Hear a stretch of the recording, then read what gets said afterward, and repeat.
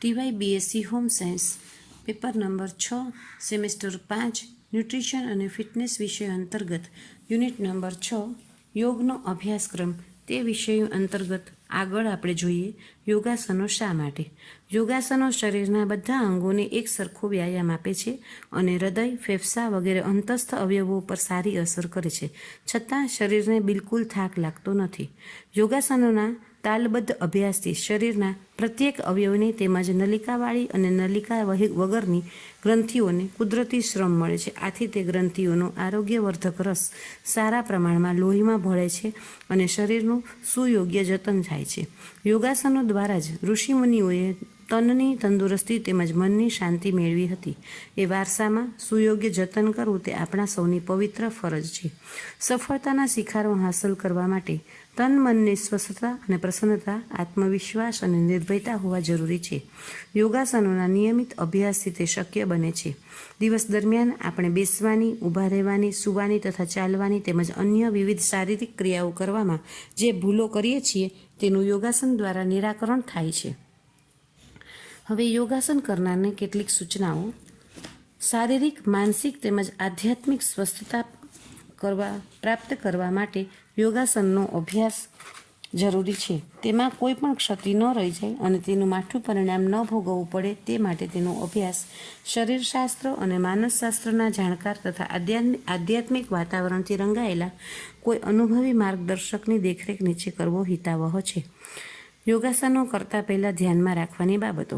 યોગાસનો કરતાં પહેલાં પેટ ખુલાસાબંધ સાફ થઈ ગયેલું હોય એ પાયાની અને અગત્યની બાબત છે. પેટ સફા તો દર્દ દફા. પેટ સાફ ન થયું હોય તો લગભગ 1 કાચનો મોટો ગ્લાસ ગરમ પાણી પીવું. ત્યારબાદ એક્યુપ્રેશર પદ્ધતિના સિદ્ધાંત પ્રમાણે કાંકરાવાળી જગ્યા પર એડી મૂકીને ચાલવું અને દાઢી પર બંને હાથથી લગભગ 6 મિનિટ દબાણ આપવું. પછી યૌગિક પૂરક ક્રિયા નંબર 1 ઘંટી વગેરેની ક્રિયાઓ 5 વખત કરી શવાસન કરવું. આટલું નિયમિત કરવાથી પેટ જરૂર સાફ થઈ જશે અને વ્યક્તિ યોગાસન કરવાને માટે અધિકારી બને છે. પેટ સાફ કર્યા પછી સાદા રૂમાલથી શરીર ઘસતા ઘસતા ઠંડા પાણી વડે સ્નાન કરવું. આમ કરવાથી શરીર હલકું અને આસન કરવા લાયક બનશે. યોગાસન કરતી વખતે ઋતુ અનુસાર પોશાક પહેરવો. ભાઈઓએ પટીલંગોટ અને હાફ પેન્ટ અથવા લેંઘો કફની પહેરવા. બહેનોએ પંજાબી ડ્રેસ અથવા સ્લેક્સ પહેરી શકે છે. સ્વચ્છ, સુઘડ અને હવાની સારી અવરજવરવાળી સપાટ જગ્યા યોગાસનો કરવા માટે યોગ્ય ગણાય. પ્રાતઃકાલનો સમય યોગાસનો કરવાનો શ્રેષ્ઠ સમય છે. આમ છતાં અનુકૂળતા પ્રમાણે સાંજે પણ યોગાસનો કરી શકાય. ભોજન કર્યા પછી 4 થી 5 કલાકે, નાસ્તો કર્યા પછી 1.5 કલાકે અને પ્રવાહી પીણા લીધા પછી અડધા કલાકે યોગાસન કરી શકાય. આસનોની શરૂઆત કરતાં પહેલાં યૌગિક અંગ ભ્રમણ, યૌગિક પૂરક ક્રિયા તથા પંચમ ક્રિયા અવશ્ય કરવી. પછી 5 મિનિટ માટે શવાસન કરો. ત્યારબાદ જ યોગાસનો શરૂ કરવા. સર્વપ્રથમ સરળ અને સીધા અર્થાત અલ્પ શ્રમ પડે તેવા આસનો કરવા. પછી ધીરે ધીરે શ્રમ સાધ્ય આસનો કરવા અને 2-3 માસ બાદ વિશેષ શ્રમ સાધ્ય આસનો કરવા. પૂરક, કંભક તથા રેચકની પ્રક્રિયાઓ કયા આસનમાં કેમ અને કેવી રીતે કરવી તે બરોબર જાણી લેવું. પ્રત્યેક વ્યક્તિએ પોતાની શક્તિ પ્રમાણે આસનો કરવા. માંદગી બાદ તરત જ આસનો ન કરવા. માત્ર યૌગિક અંગ ભ્રમણ તથા પંચમ ક્રિયા કરી શકાય. સ્ત્રીઓએ ઋતુધર્મના 4 દિવસ યોગાસન ન કરવા. ભારે વ્યાયામ પછી તરત યોગાસનો ન કરવા. આસનો નિયમિત કર્યા બાદ કોઈ કારણોસર છોડી દેવામાં આવ્યા હોય તો તે ફરીથી શરૂ કરતી વખતે બધા જ આસનો એક દિવસે ન કરતા ધીરે ધીરે સરળ આસનથી કઠિન આસન તરફ જવું. આસન પ્રાણાયામના અભ્યાસ માટે એકાંત, નીરવ, પવિત્ર અને મનોહર સ્થાન પસંદ કરવું. જ્યાં વાયુની ગતિ તેજ હોય તેવા સ્થાનમાં બેસીને અભ્યાસ ન કરવો જોઈએ. જો બંધ ઓરડામાં અભ્યાસ કરવાનો હોય તો તાજી હવાની આવજાવ માટે બારીઓ ખુલ્લી રાખવી. વાતાવરણને વધુ અનુકૂળ અને પ્રેરણાદાયી બનાવવા માટે અભ્યાસના સ્થાનમાં ઈષ્ટદેવ અથવા શ્રદ્ધેય ગુરુની છબી કે મૂર્તિ રાખી શકાય. વાતાવરણને પ્રફુલ્લિત બનાવવા માટે ધૂપ, દીપ અને સુગંધી પુષ્પનો ઉપયોગ કરી શકાય. પરંતુ ધૂપ કે અગરબત્તીનો ધુમાડો ઓરડામાં ભરાઈ ન રહે તેની કાળજી રાખવી જોઈએ. ધુમાડો ભરાઈ ન રહે તે માટે બની શકે તો અભ્યાસના અડધો કલાક પૂર્વે ધૂપ કે અગરબત્તી સળગાવી દેવા. અભ્યાસ માટે 3 ફૂટ પહોળું અને 6 ફૂટ લાંબુ આસન રાખવું જોઈએ. તે વધુ પડતું નરમ કે જાડું ન હોવું જોઈએ. 3 ગળી વાળેલો ધાબળો અથવા જાડી શેતરંજી અભ્યાસ માટે ઉપયોગમાં લઈ શકાય. મિતાહાર, સંયમ અને નિયમિત ઊંઘ આસન અને પ્રાણાયામના અભ્યાસ માટે આવશ્યક છે. મળાવરોધ, બેચેની કે રોગની સ્થિતિમાં આસન અને પ્રાણાયામનો અભ્યાસ ન કરવો જોઈએ. બહેનોથી ગર્ભાવસ્થા દરમિયાન પ્રસૂતિ બાદ તાલીમ અને નિષ્ણાત યોગ ચિકિત્સકની સલાહ મુજબ આસન અને પ્રાણાયામનો અભ્યાસ કરી શકાય. આસન અને પ્રાણાયામના અભ્યાસ દરમિયાન વસ્ત્રો ઢીલા પહેરવા. અભ્યાસ દરમિયાન પસીનો થાય તો સ્વચ્છ વસ્ત્ર અથવા રૂમાલથી લૂછી નાખવું. અભ્યાસ પૂરો કર્યા પછી લગભગ 20-30 મિનિટ પછી સહેજ હૂંફાળા પાણીથી સ્નાન કરવું જોઈએ. ભોજન પણ તુરંત બાદ ન કરવું, 20-30 મિનિટ બાદ જ કરવું. યોગાસન કરતી વખતે ધ્યાનમાં રાખવાની બાબતો. યોગાસન શરીરની વિશિષ્ટ સ્થિતિ છે, કસરત નથી. એ સિદ્ધાંતને ધ્યાનમાં રાખી ધીરે ધીરે શાંત ચિત્તે દ્રષ્ટાભાવથી યોગાસનો કરવા.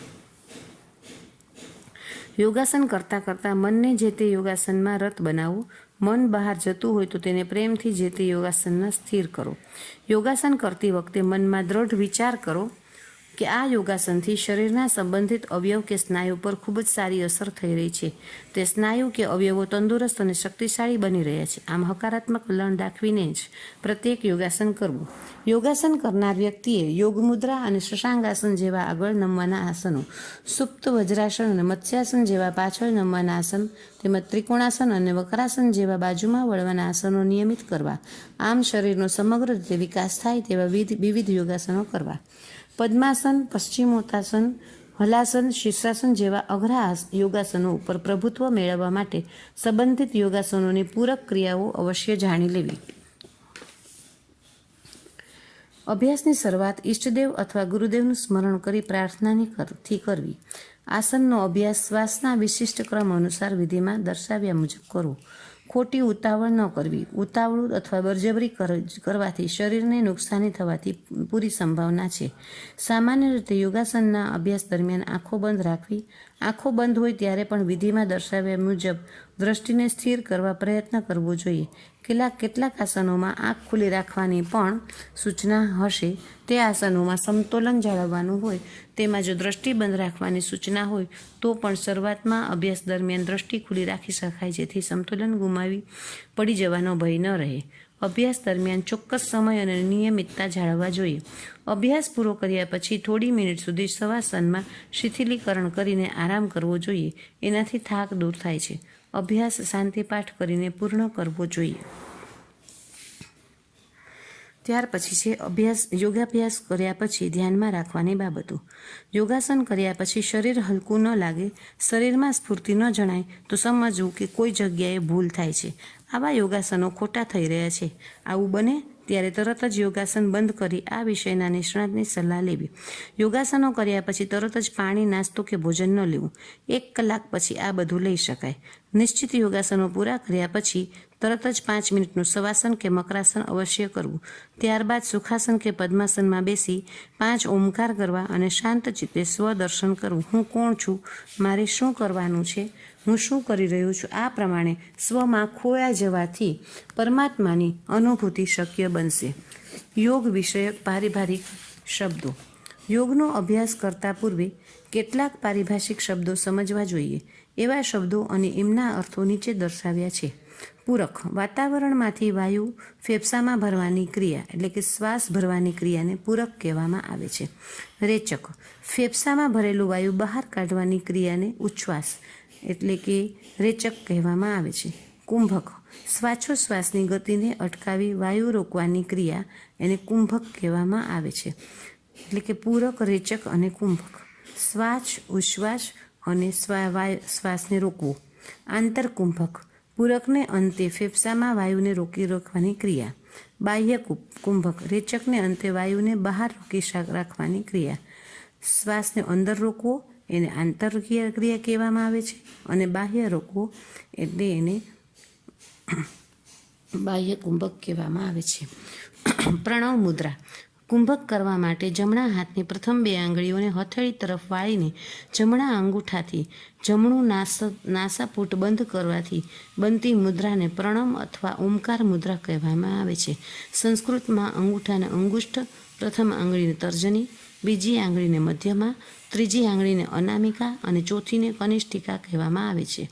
ત્યાર પછી છે જ્ઞાન મુદ્રા.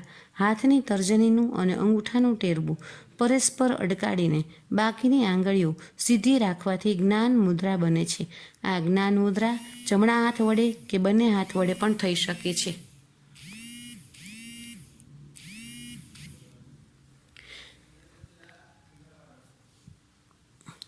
આમ આપણે યોગ અભ્યાસ કઈ રીતે કરી શકીએ તે જોયું છે. હવે ત્યાર પછી પ્રાણાયામના અભ્યાસ માટે વિશેષ સૂચનો આપણે જોશું.